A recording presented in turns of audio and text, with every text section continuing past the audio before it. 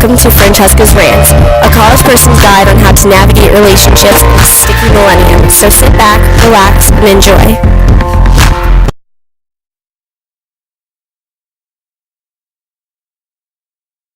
Hello everyone, and welcome to Francesca Rants, a guide to navigating relationships for college students by a college student. So, let's face it, relationships are sticky.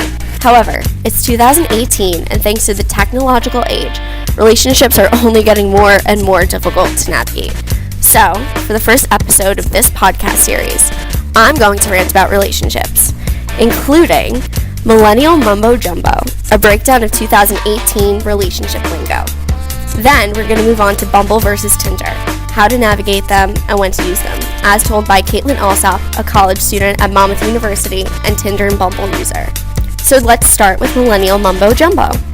This segment is brought to you by Urban Dictionary and the millennial minds who have kindly defined the newest lingual trends. If I had $1 for every time I heard someone refer to their significant other as bae, I could pay off my college loans, buy a new car, and maybe even get a private island next to Leonardo DiCaprio's Mediterranean home. This word has somehow snuck into its societal landscape and confuses the ever-loving crap out of 50% of the population. My mom often asks my 17-year-old sister what a bae is and if it's lingo for sex and drugs.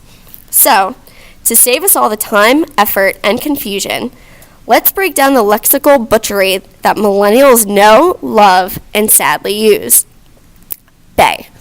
Bae is short for babe and means before anyone else. Think of all the time you're saving by cutting out that extra B. Leave it to millennials to take something that ain't broke, crack it, and then brand it as revolutionary. Ship. A word that is used to express that you approve of a relationship and most times a TV movie relationship. Meredith and Derek from Grey's Anatomy will always be America's most shipped couple, and nobody could fight me on this. Ghosting. This is when someone just completely disappears or leaves you hanging.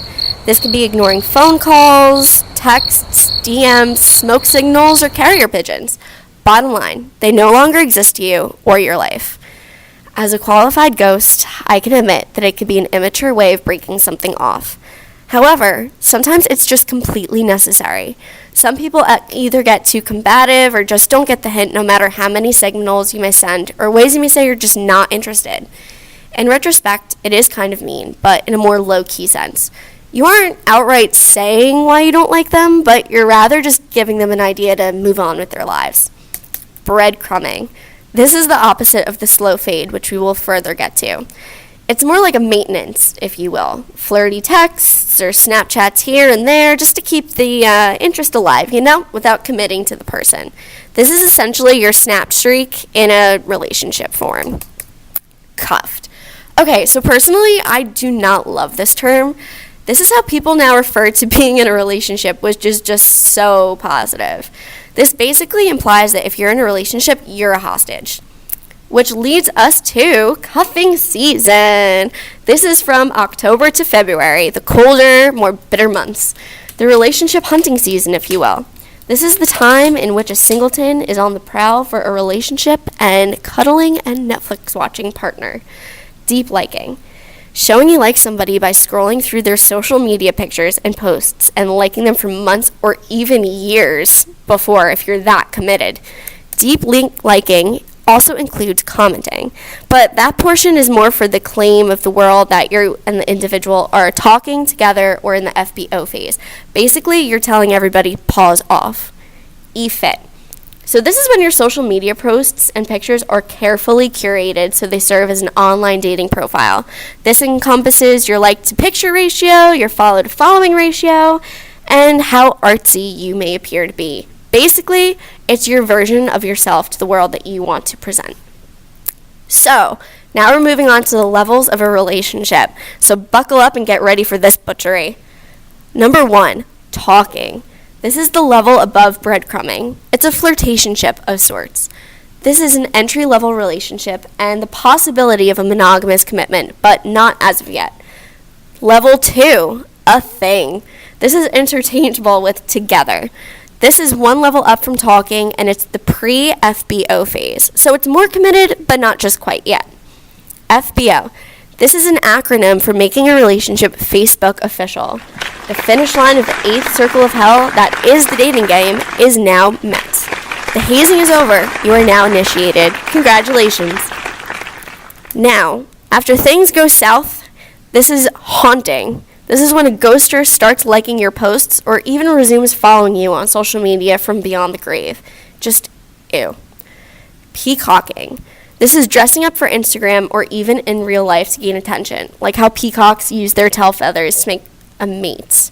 So basically, it's when Becky dresses up really, really nice and stands in front of her wall just to take a picture. She's peacocking. Slow fade.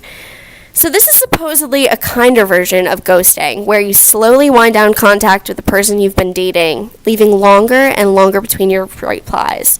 So if Mike texts you at 9 a.m., you're responding at like 10 p.m. Thirst trap. This is a personal favorite of mine, only because I see this literally everywhere. This is when you post a picture on social media, seemingly about one thing. So for example, Becky, the same Becky that dressed up to stand in front of her wall, posts, "I just love my cute new beach towel," while her tits and boobs and butt are all sticking out in that itsy bitsy bikini that she's got going on. Basically, she's just trying to show off her hot bod on a beach towel, and she's trying to get attention for it. It's a basic move, and I commend people that can do it. Personally, I'm not artsy enough, so keep doing you, thirst trappers. Uncuffing. Winter's over. Ditch your cuff, and in time for summer of love. Go have some fun, kids. Zombieing. This is when a ghoster suddenly resumes communication out of the blue, as if back from the dead. This is both a mixture of victory and annoyance. So you're still compelling, just not enough. Rude. All right, now this is what you have all been waiting for, the biggest debate, Bumble or Tinder. Now that we have the lingo down pat, we must discuss two of the largest dating titans out right now, Bumble and Tinder. For those listeners who can still procure love in the old-fashioned, face-to-face way, here's a crash course on these dating apps. Bumble is a dating app made by women to give power to women. After downloading Bumble, you're welcome to a pool of individuals. If you're a girl that prefers men, you may see men's profiles. If you're a woman who prefers other women, you see women's profiles, so on and so forth. If you find someone's profile attractive, you swipe right, and if not, you swipe left.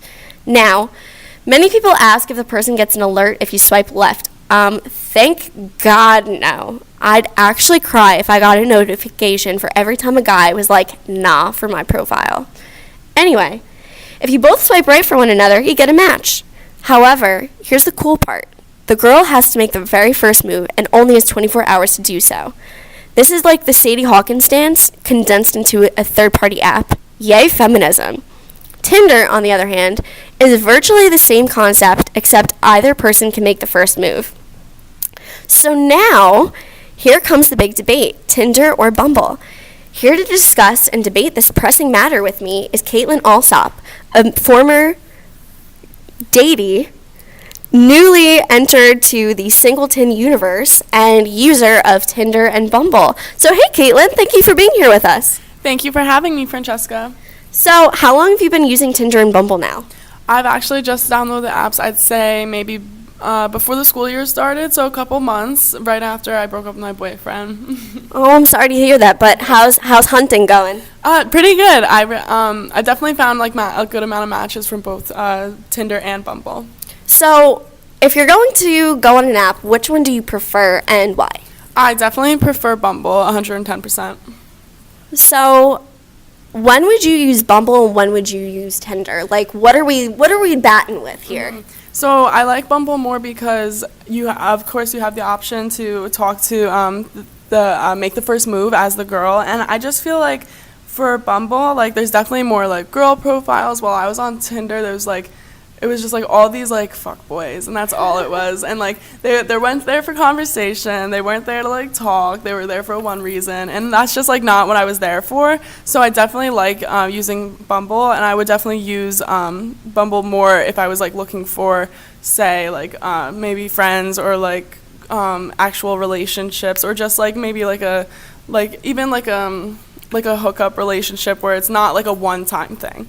But Tinder, it's definitely more for like the one-time like hookup. So basically, And I'm just quoting you. Well, not necessarily quoting you. I'm just trying to give a Reader's Digest version. You're not finding a lot of social media influencers on Bumble, are you? Definitely not. No, not at all.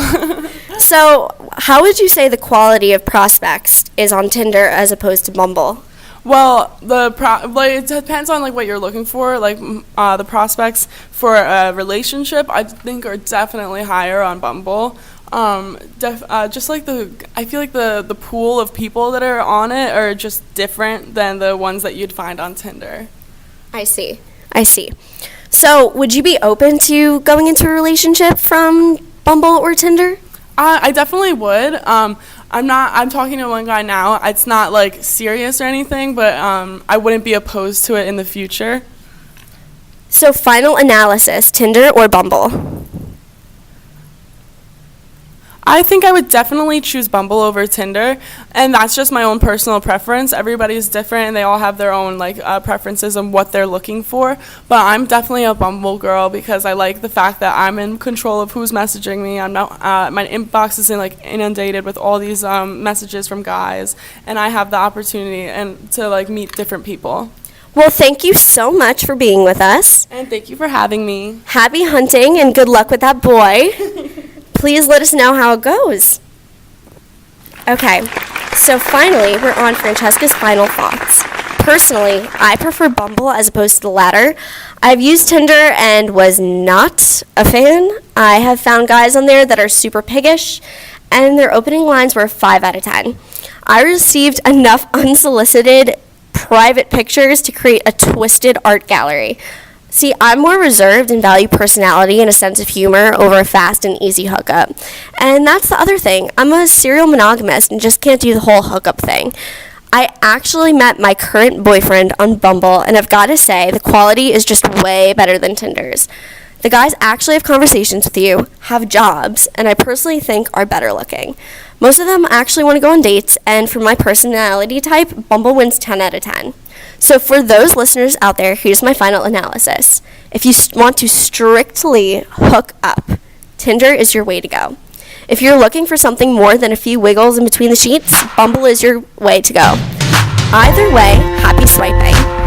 Thank you to our listeners for tuning in for the first episode of Francesca Rants. Keep tuning in for more relationship rants. Thank you.